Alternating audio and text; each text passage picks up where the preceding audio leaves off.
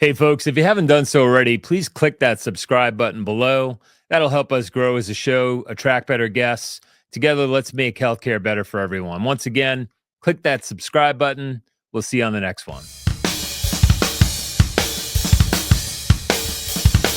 Get ready to take control of your healthcare. Here's your host, Ray Kober.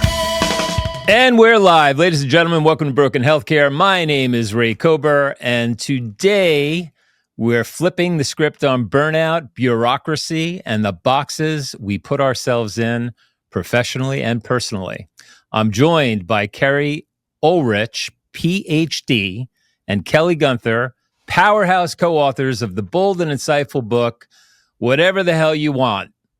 Together, they're calling BS on the status quo and giving people the tools and the permission to rewrite their own scripts.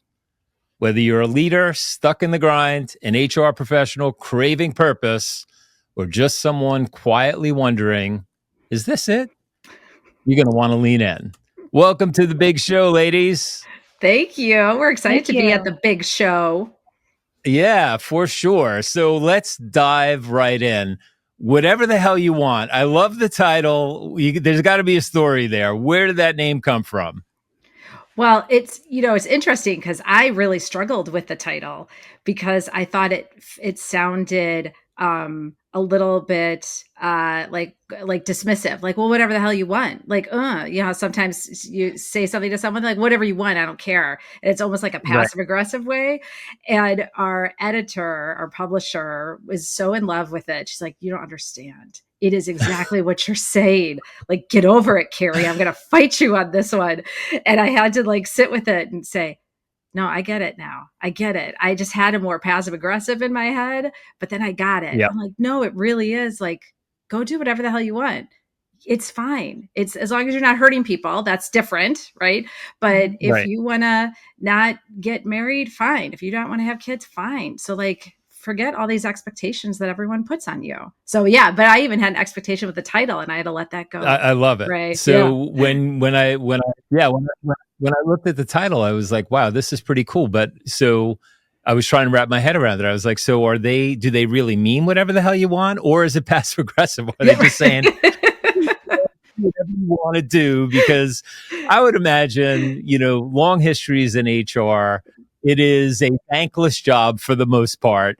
And it's kind of like herding cats or dealing with preschoolers at times, I would imagine. It is all of the above, for sure. I think it's one of those things where your passion for helping people see potential that they may not see in themselves is what drives me to be in human resources. Plus, you get kind of a sneak peek into a side of the business that not a lot of people have an opportunity to really understand. And you're kind of meeting people in many cases in very vulnerable states. They might be going through a loss. They might be going through indecision regarding their career, their path, what their future looks like. There might be a leader who's a first time leader who has to have a difficult coaching conversation, isn't sure how to do it.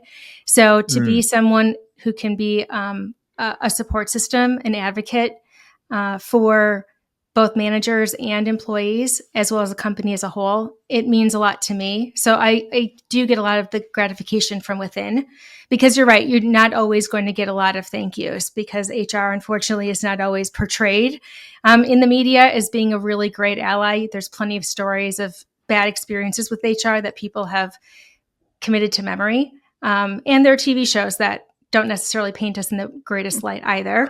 So... Wait, I watch a lot of TV. Give me an example. Well, the classic example is The Office, where Tubby Flenderson is sort of this very passive, non-confrontational, conflict avoidant HR manager who is just all about compliance, and the delivery is always just so flat. And it's no secret that the office manager, who is obviously Michael Scott, hates him.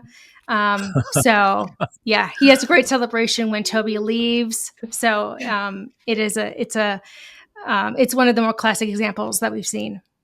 I was gonna That's say, hilarious. I was gonna So say you, there's a oh yeah, sorry go, right there's a new show, well, a new show, but Hacks, to take a recent example. If anyone watched Hacks, which I love, they have in this latest season an HR person who has to follow them around, and she is a mess. And she blows her nose, and she drinks this water that's super loud, and she is just a hot mess. And I just look at it and I go, "Aw, we haven't changed much since The Office. We still are hot messes and embarrassments." That's kind of how we're portrayed. So yeah. that's hilarious. So there's something that you touched on, Kelly, that I think is really important, and it's not knowing what an employee, what happened in their lives before they got to work and what's going on after they leave work. And that is such a vital piece that I think comes with experience as a manager, responsible for dozens of folks. That was a lesson that I learned just kind of by going through it. After a while, if you had people that you knew were good people, but for some reason their performance fell off, and nothing really changed in the workplace, I had to ask myself, like, what don't I know? What's going on here? And I had the privilege of being in a meeting once with Jack Welch, the former CEO of General Electric, and he said something that really struck me. He said, one of the most cowardly things that you could do as a manager is not let someone know where they stand. Mm-hmm. So if you just cut someone and you don't give them an opportunity, or maybe take the time, and maybe this does come with experience, to think about why are they not performing to the level of expectation? What's going on in their life? That's one of the most valuable lessons that I've ever learned in management, and in being in the presence of a giant like Jack. He was so insightful and so thoughtful. And I'm sure you've come across this before. So, maybe you could kind of share with our audience kind of some of your thought process for how do you deal with employees when if you do have a sense of who the person is and they're not measuring up. What do you do? Well, one of the things that we talk about is a lot of employees just want to know that someone cares about them, and their manager it's the closest relationship they have, most likely in the workplace. They look to their manager for questions on their job performance, for questions regarding maybe new information that was recently shared. Maybe I listened to a town hall meeting and I was confused by something, so I need my manager to help, steer me in the right direction or give me perspective. So that manager-employee connection is so powerful. And when you can pick up and read a room or read someone and say, is something going on today? Are you all right? What's happening? Anything I can do to help you? That just means everything to an employee, because it shows that you're caring about me holistically, not just on the technical aspects of my job and what I come here and be paid and am paid to do. So to your point about what Jack Welch said, Brene Brown says something similar, in that to be clear is to be kind. And so we're not kind managers if we're withholding information from employees that could greatly impact their future success at our company. So if it's a tough conversation, I'm uncomfortable having it, that's when you practice with HR. We truly are here to help you. We bring no judgment, because this is a first-time situation for many people, and no two situations in employee relations are really ever the same. Keri and I talk all the time because we encounter situations that we haven't really either dealt with in the formal aspects. But to be able to help coach a manager and guide them on how to have those conversations is incredibly important. And it instills in the courage and the confidence to be able to have that, so that the employee does feel like they're cared for. Tell the audience a little bit. Let's give them a little flavor of your backgrounds and how you got to HR. Maybe we could take you one at a time. I don't know if you'd like to begin, Keri, and just kind of say a little bit about your experience. I don't, in the same way that most people don't, I think, grow up as kids saying, I want to be in the insurance industry. Never ever happens. I think HR is probably not too far behind.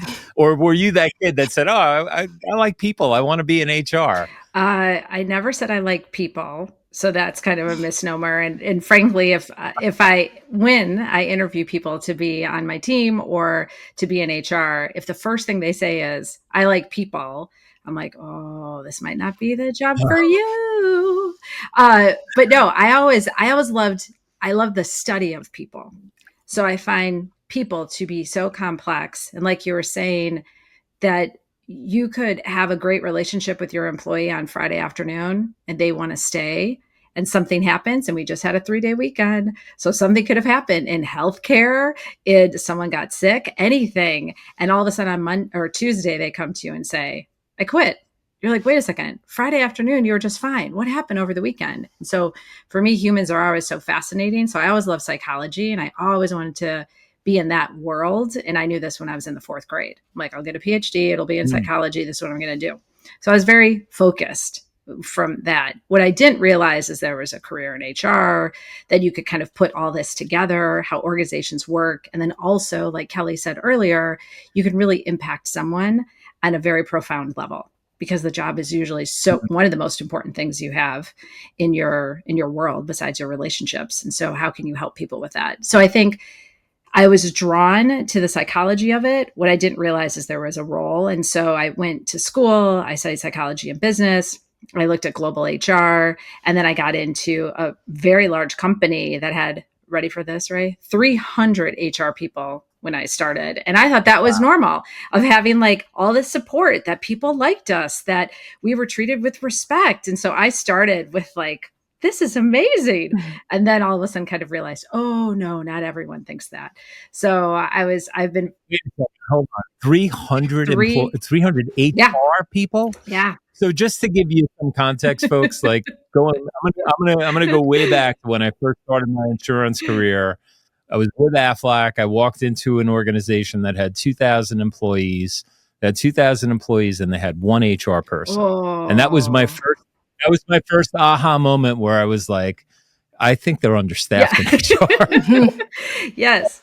But 300 HR people, like, did you have millions of employees? How many? I think we had like 35,000 employees, but it was manufacturing. So there were quite a few HR people, but we also had, like, there was one person who worked on affirmative action plans. I mean, there was a lot of money at this company, and they did it well. Like, they had, like, people were respected. And so I started at that level thinking, wow, this is great. And there was so much strategy, and there was really good work. And I redesigned performance management when I was a little young thing.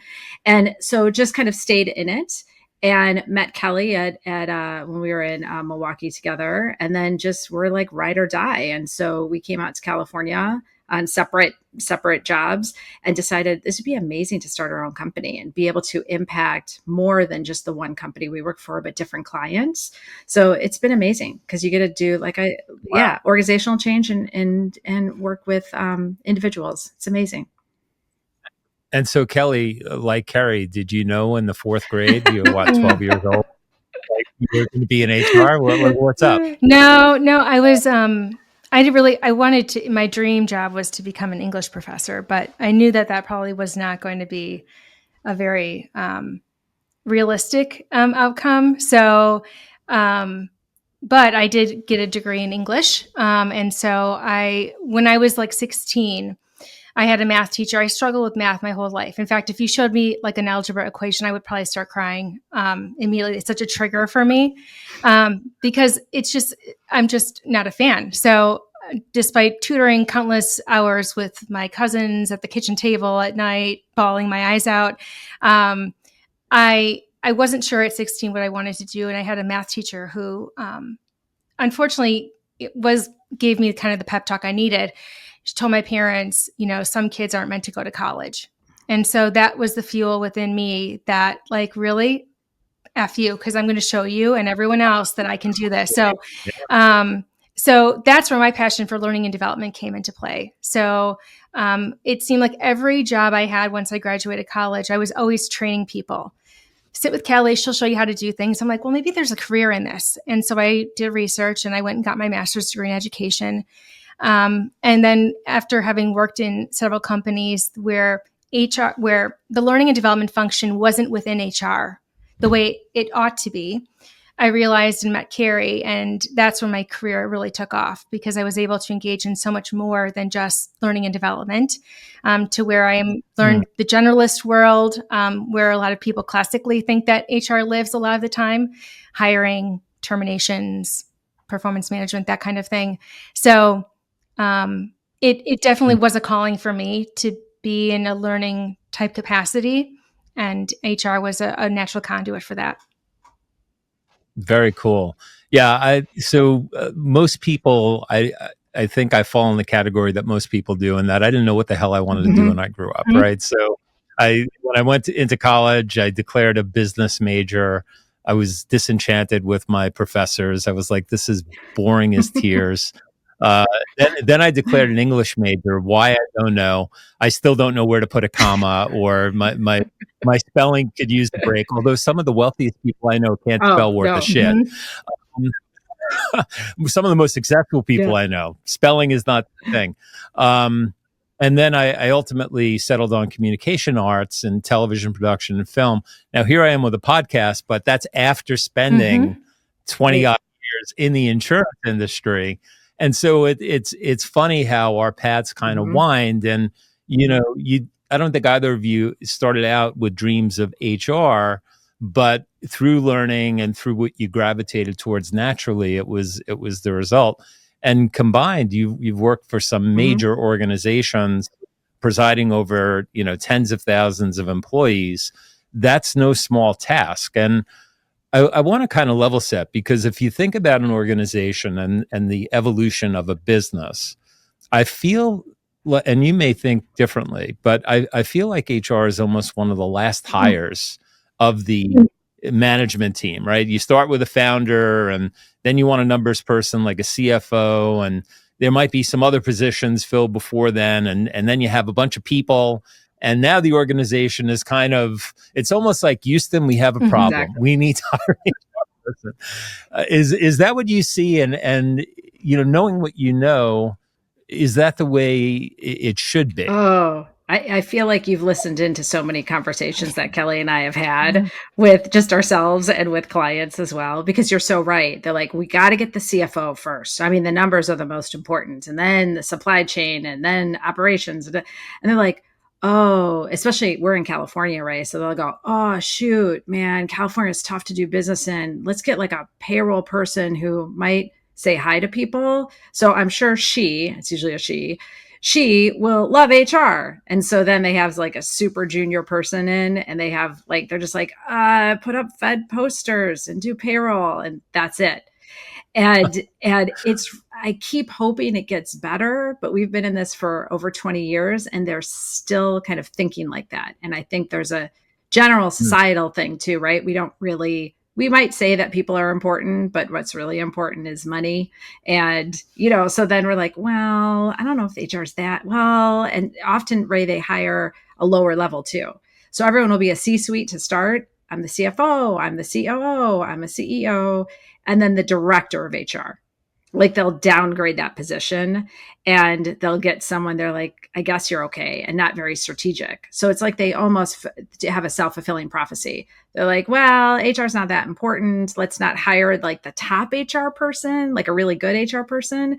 And then they wonder why the people aren't happy. But we've seen, especially in like LA and San Francisco, where there's so many startups, and they will wait until employee 500, 400 to get HR. And you are really back on your heels by then, because you already have a culture. We like to say, if you have 2 people, you have a culture. So is it the culture you want? Do you want to continue that? Do you want to hire to it? Do you want to reward people to that? So by the time you, again, get to 300, 400, 500 people and you have no HR team, it's a tough road ahead.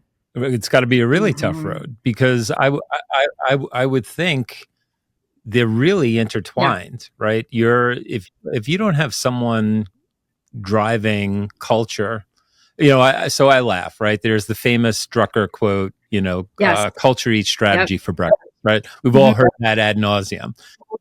My fucking point is, without strategy, there can't be any culture. Right.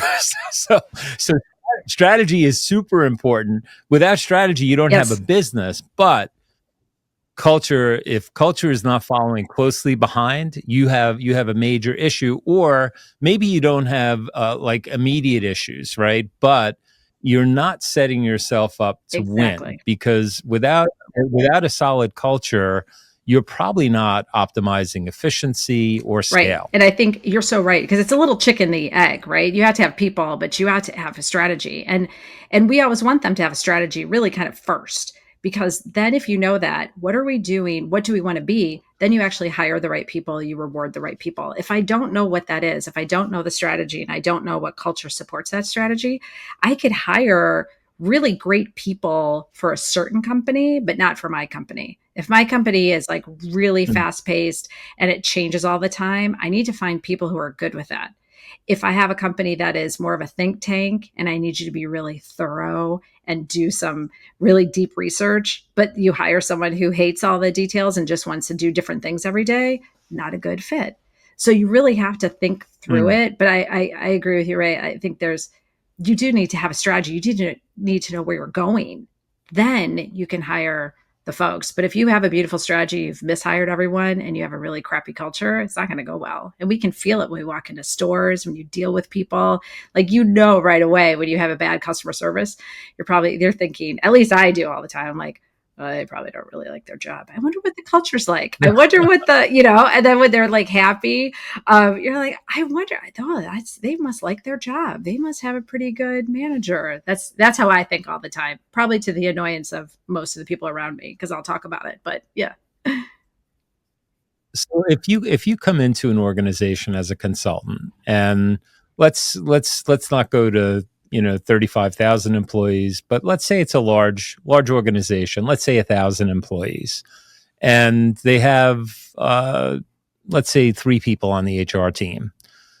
If you go in and you kind of assess how, and I would think this is probably part of your process, how often or frequently there are touches between the executive leadership team, CEO, CFO, and HR. And if you find that there's little or no communication there, I would imagine that's a red flag.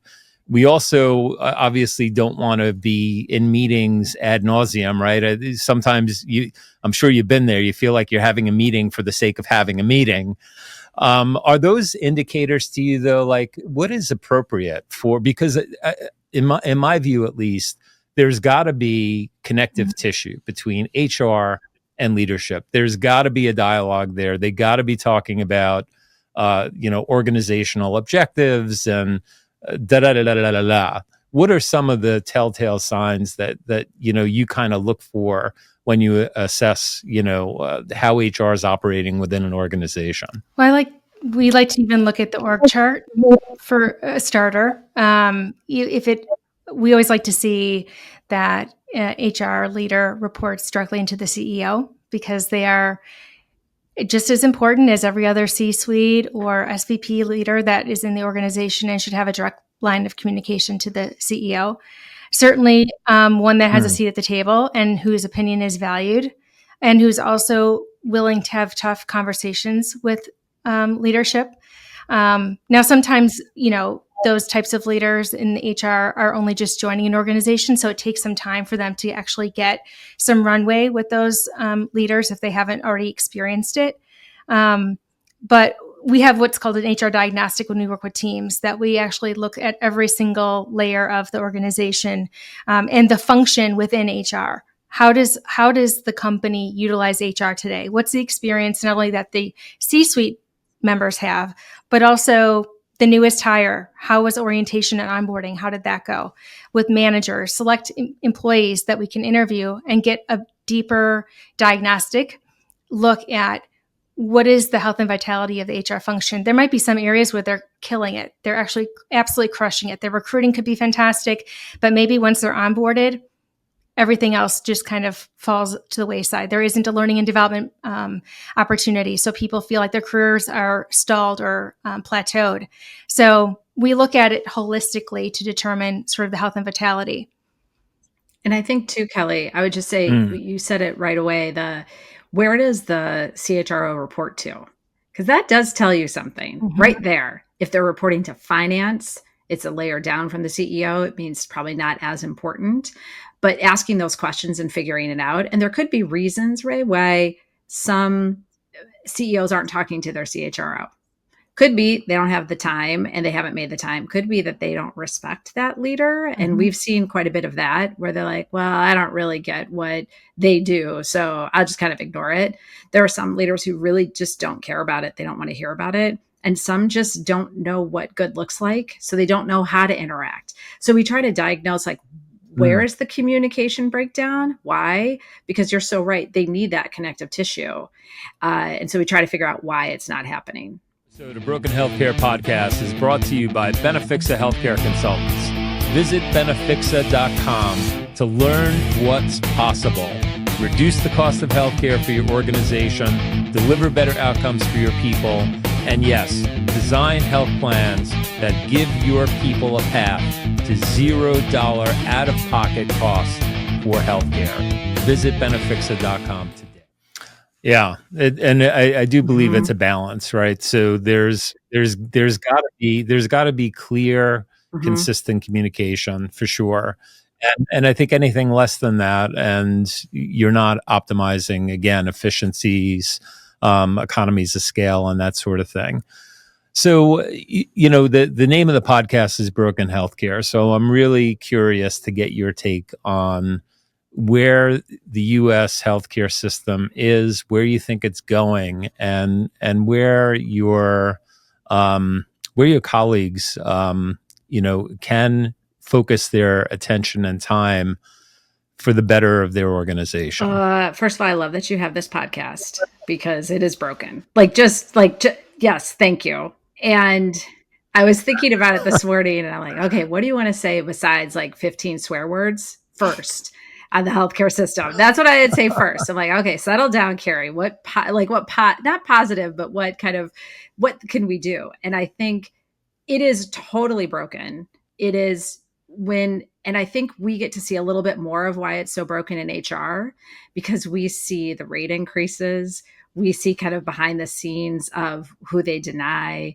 We see that it doesn't affect everyone the same way, that certain people get maybe different rewards, or it's, the company covers more of their costs versus other people. So we see I think, a more disturbing and uglier side of the inequities of it. And I think there's a few things as a system that HR folks, I wish they wouldn't accept so readily, where the insurance comes in and says, oh, you know what? It's a 10% increase. There's nothing we can do every year. And the HR folks say, oh, okay, there's nothing we can do. And I think that kind of goes to our book too, which is like, screw the expectations. Come on. What can you say? Like, F you, like Kelly said to her math teacher, like, no. And, sometimes that is it. But what can you do to either get more like an RFP? Don't just accept it so readily. It is the biggest expense besides payroll in HR. And from an HR perspective, we only really deal with it kind of once a year in open enrollment, right? And then, so the HR folks for the people out there who think, oh, HR must think of benefits all the time. Once a year during open enrollment, when it hits that, oh, it's an 18% increase, you're like, okay. And then you have to push everyone through the system like a snake eating a rat, and you push them through the system. And then people complain. You're like, okay. And then you wait for another year. And so I think there's so much HR can do by just pushing on that, breaking boundaries on it, and kind of just pushing on, okay, are there different things we can do? How can, like Kelly and I have direct primary care. We do a medical sharing, and we only learn that because of our mutual friends, Ray, who understand like different ways to look at the healthcare system. So even in HR, we didn't know there was different ways to do it. And we were in HR and we didn't know. So how can HR folks educate themselves and kind of push back and say, no, this isn't right, and let's figure out a different way to do it, and demand brokers do a little bit more and have a better partnership. That takes time. It just can't happen once a year. But I think this is where being in HR is so cool, because you could really impact the bottom line for the company, save them millions of dollars, but then also provide this amazing care and better care for employees, but it's totally broken. That's for sure. And it's profits over people for most of the time. So, yeah. Yeah. So I had the privilege of interviewing Jolie Perez today, and she's HR director of, I'm going to screw this city's name up, but I want to say McAllen, Texas. And it's this little town that's like right on the border of Mexico, probably 2 hours south of San Antonio. And she, was looking at, actually, someone introduced her, like a colleague said, take a look at direct primary care. And that started her down the rabbit hole. And long story short, in 2 years, I think they had 2,000 employees, like 3,100 lives. In the first 2 years of instituting a direct primary care plan, the savings was over $8 million. And so, yeah, and so exactly. And yet we have so many HR folks that I think are well-intentioned, but they're not looking at this, or they're blindly trusting their broker, and without realizing that their broker, like the face of the brokerage, is probably a personal friend of theirs because they work together, right?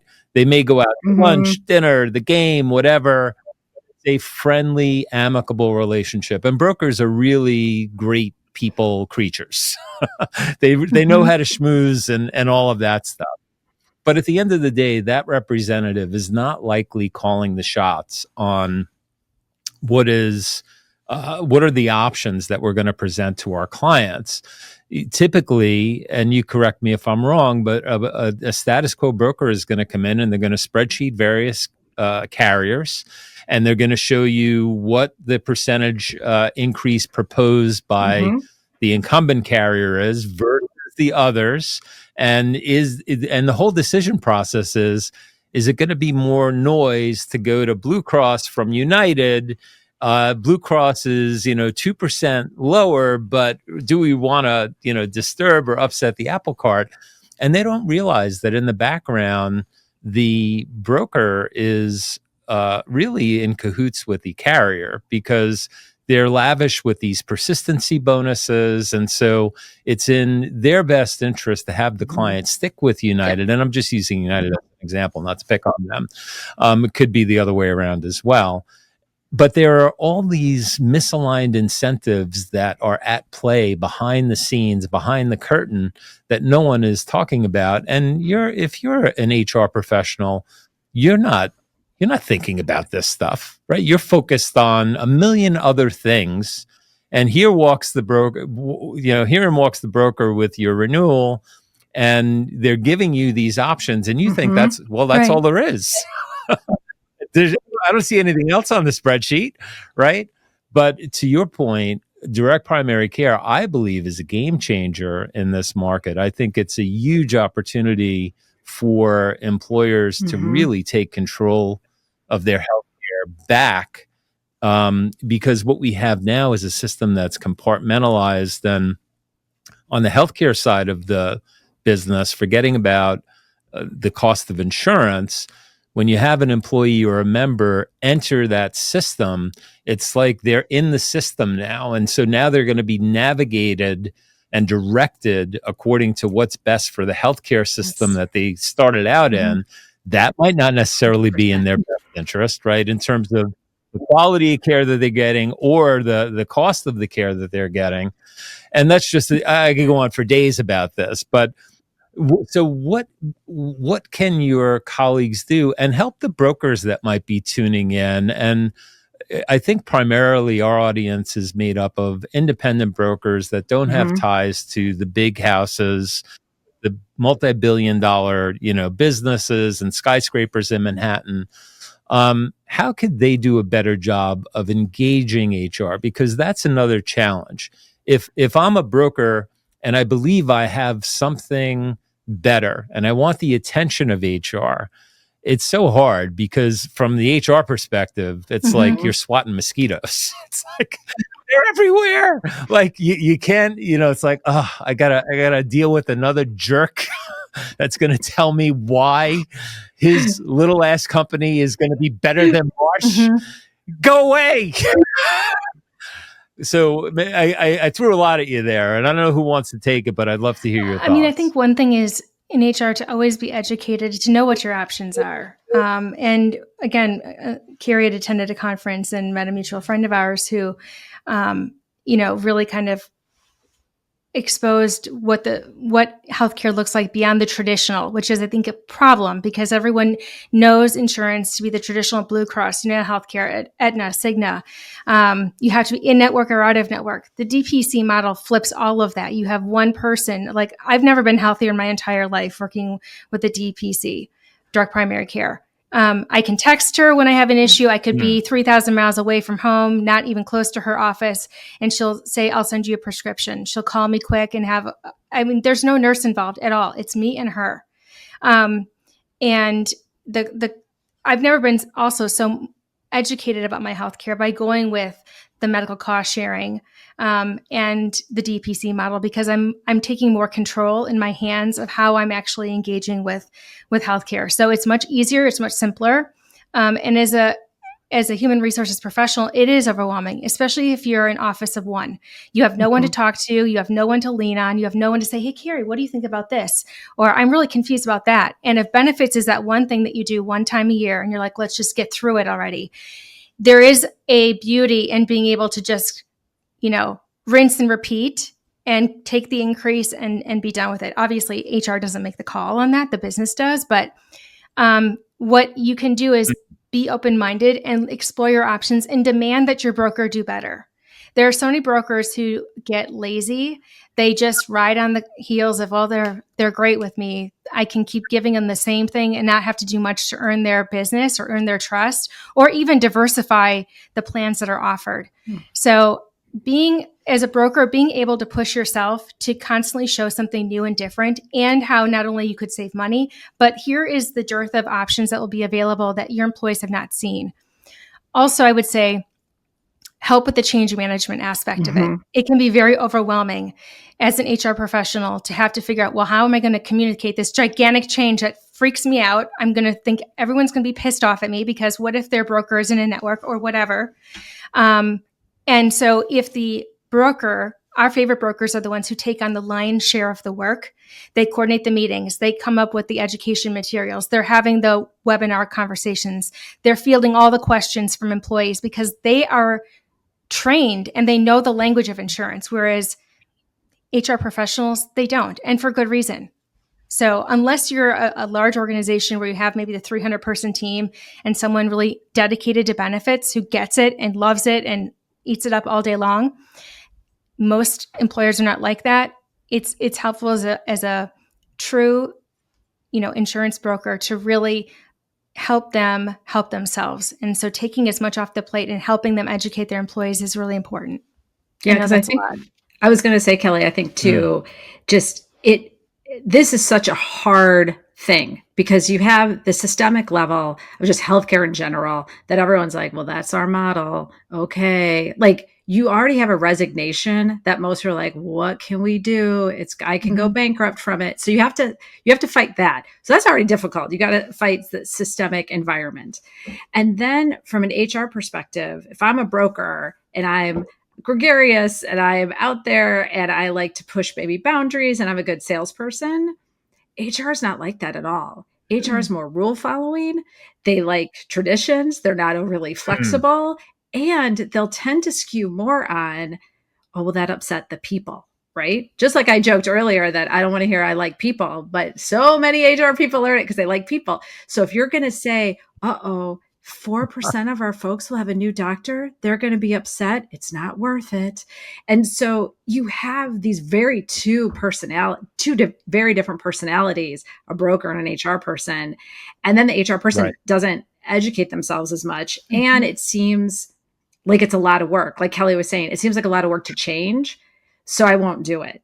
And so however the broker can kind of cut through that and say, I'm going to help you change, and look how you can, in a way, kind of be a hero, help the organization and help the employee. And yes, we know some people are going to be pissed. There's always someone pissed. There will be one person who's going to be pissed? But you got to focus on the 200 who are not and might have it better. And I think one last thing is there's so much fear. Like when you change anything, there's some fear. When you change something that has to do with, here's the drug I take, here's the doctor, that is super scary. And even Kelly and I, when we changed to a DPC model, we had this moment of, what happens if you have an accident? How does this happen? What's the surgery? Oh my goodness. And now we'll never go back. But there is that initial fear. And so for a broker to understand how much fear is at play and how HR doesn't know it like you do. And I've been in it for a while, and the words that the brokers use and the language, I'm still like, and if anyone asks me how to describe stop loss, I'm like, we stop losses. Like, I don't know. I still can't tell you how to describe it. I might have a vague notion, but like to actually describe it, like I was in front of a class, I can't. Right. And so, right. I think they're just such different people, a broker and HR. And so you got to find ways to bond. And then the environment is so tough. I mean, it is, I think, one of the tougher things to do for both brokers and HR is to get to a better place with insurance and helping our organizations and employees. Yeah, it's in my long sales career, by far the most difficult thing to do is to displace an incumbent broker. Yes. And I know there are a lot of people out there that talk a lot of bullshit, and it's easy, and the business just keeps coming. You're full of shit. Yes, you're so right. It is really hard, and I'll tell you why it's hard. Because I know that my best clients, I would have to do something egregious for them to fire me. Like they love me, love with a capital L. So when people call, they're like, no, not interested. And I'd like to think that it's not my good looks. That's kind of gone, right? I'm not in my 20s anymore. It's not my charm. It's the fact that they trust me. Yes. They know that I share the good, the bad, and the ugly with them. And at the end of the day, they know where they stand. And I share all of this stuff with them. And ultimately, I view my role is not to tell them what to do. I view my role, and I think the best brokers out there, if you want to take a page from my book, your job is to be an extension of the executive leadership team, including HR, and say, if I were running this organization, these are the strategies that I would consider. And then it needs to be a consensus. Then HR needs to chime in, finance needs to chime in, the CEO needs to chime in. And yes, CEOs, I'm sorry if you're sitting in your ivory tower, Jamie Dimon, whoever you may be, get involved in HR and benefits. It's your single biggest expense after payroll, for crying out loud. And most of your colleagues, not to tarnish anyone, they don't possess the financial aptitude to deal with this expense. So they some to be clear do and are, but that connection between finance and HR when it comes to this expense, it's not only needed, it is vital. And if that doesn't give you enough fuel, then how about the passage of the CAA and the fact that your ass in HR and a CFO and a CEO can all be personally named in a lawsuit if it's determined by the DOL that plan dollars were not spent wisely and that employees and members were taken advantage of. You don't want to be in that position. So I think it might be worth inspecting what you expect. Oh, go ahead, Cal. I was just going to say, it just speaks so much to the fact that, HR is a discipline. Like people go to, there's degrees in it. Keri has a PhD. People dedicate their lives to HR. And it's not just something where I think my sister or my cousin or my mother can do it. If, we've heard so many instances of just anybody can do HR. It is not just an anybody function for the reasons you just described. It takes knowledge and expertise and having challenging conversations and being able to help the C-suite leaders move the needle and showing them yes, we might be saving money or we might be getting a 20% increase, but what if we could do better for our employees and do better for you as a company in your bottom line? It's constantly looking for ways to push the envelope and move the needle, even when you think that maybe there aren't enough options out there. There's always an option out there. It's just, what are you willing to take on in HR to show that you are a strategic thinker, not just the tactical, end user that everyone wants to have in HR. Tactical is important. It's our bread and butter. But the strategy is what sets you apart from everyone else. So that guest that you had previously that you spoke to in McAllen, Texas, killing it, crushing it, showing her company $8 million that gives me such joy. And I have goosebumps thinking about what she was able to accomplish. So the crazy thing, and I think you'll be able to relate to this, is she was like, when I first started going down this path, I was afraid to walk out to the parking lot and find my tire slashed. Totally. That's a very real thing. For reals. For reals. And it turned out that she was approached by someone on the board who she didn't have the warm and fuzzies about. Like, she was like, she's not walking over to me because she's got good things to say. Who's absolutely gushing about how wonderful the new plan was. And so, that's wild stuff, right? Yeah. So we're kind of winding down, but I got to ask you kind of a tough question on the way out. And I don't know if you're going to have an answer for this, but what would you recommend to an independent broker that is trying to gain your business, and maybe they have a strategy that mathematically it's just a no-brainer. They show you something on paper where it's like, here are the numbers. We'll deliver millions of dollars in savings year over year if we're talking about a large or an enterprise organization. But it requires a change and a shift. But when I think about this as a business person now, putting a businessman's cap on, saying, all right, I'm a CEO of an organization. Maybe I'm trading at a 10x multiple. Maybe I'm a publicly traded company. If I can save this company $100 million over 5 years, that's $1 billion in enterprise value for the organization. So here is the hard question. I have a meeting with the HR, VP of HR, CHRO, and maybe the conversation is decent, but they don't move forward. Now, what am I thinking in the background? I'm saying, well, was this shared with the director of finance or the CFO? Does the CEO know about this? So it's a fine line, because I don't want to torpedo maybe a future opportunity with the CHRO, but I can't believe in my wildest dreams that a business professional with a brain in their head wouldn't move forward with this. So how would you navigate that? First of all, I love that, because I can easily see the broker thinking, duh. Like, this is so obvious. And Kelly and I still have that sometimes where you look at people, we're like, duh, it's so obvious. How could you not? But I think it's that initial, for a broker. So I'm giving the advice to the broker. When you talk to that HR person, find out first what is most important to them around benefits.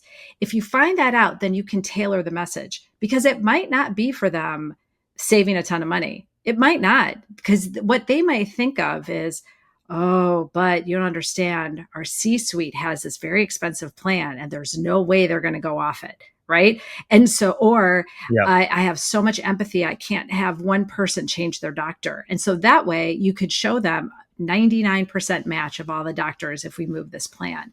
So I think that listening piece, like, you cannot assume that your value of, hey, you'll save a ton of money, that's like obvious, like, duh.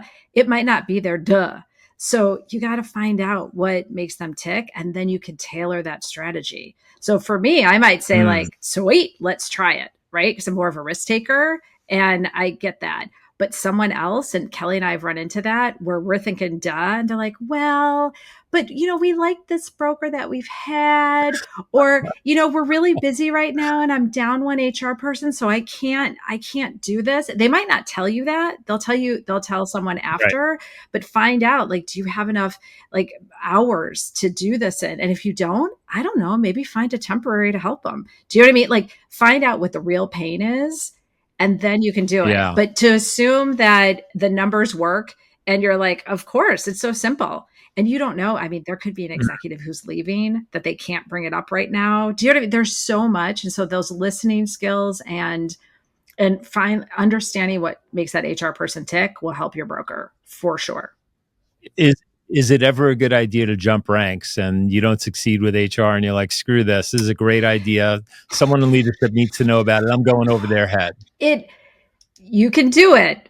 I have seen, because again, if it's not a very good HR person, you might have to do it, right? You might be burning something and it might be okay, but be very cautious how you do that, right? And again, very careful. Be very, very careful. So not saying it's not a strategy. And there are some people that I'm sure Kelly and I are like, yeah, just ignore that person. Like the CFO is your friend and just do it. But you got to be careful on that one. You got to think it through. Gotcha. Well, thank you for that. I appreciate the feedback. So ladies, you are available for consultation. I would imagine that is your business, HR consulting. If folks are interested in learning more, who do they reach out to? Where could they find you? We can go to our website, which is braccigroup.com, ABBRACCI group.com. And all of our information is there. We also have links to our podcast. We have links to our services, and we're always happy to connect with someone who's looking to explore the options and see what's available. Wonderful. And how about your book? Where could folks find that? On Amazon for sure. It's called Whatever the Hell You Want. And then Keri, of course, wrote a separate book earlier in her career called The Way of the HR Warrior. Both are fantastic. And are really geared towards helping you be a better version of yourself, whether you're an HR professional looking to move the needle and take yourself from, maybe more tactical behind the scenes to I'm in the, C-suite meetings and I'm killing it and showing $8 million in savings. And then our Whatever the Hell You Want book is really geared for anyone who is interested in making a shift in their life and living a life that truly is uniquely your own. And not someone else's. Awesome stuff. Anything that you're promoting? Are you going to be speaking anywhere? Anything coming up in the immediate near future? There's some stuff coming up, but I can't even remember when it is, because that's just a flex, isn't it? I'm speaking so many places, but I can't remember. So you'd have to kill it. So no worries. Well, listen, folks will connect with you through your website. Yes. Go out and buy their books. It's I could tell you, I've read them, and they're not only educational and informative, but also highly entertaining. If the title didn't tell you, I don't know what exactly. To say. Yeah. So thank you both for being here, folks. Until next time. Thank you, Ray. Love always. Take care. All right, that's a wrap. Hit like, follow, and subscribe, and we'll catch you next time.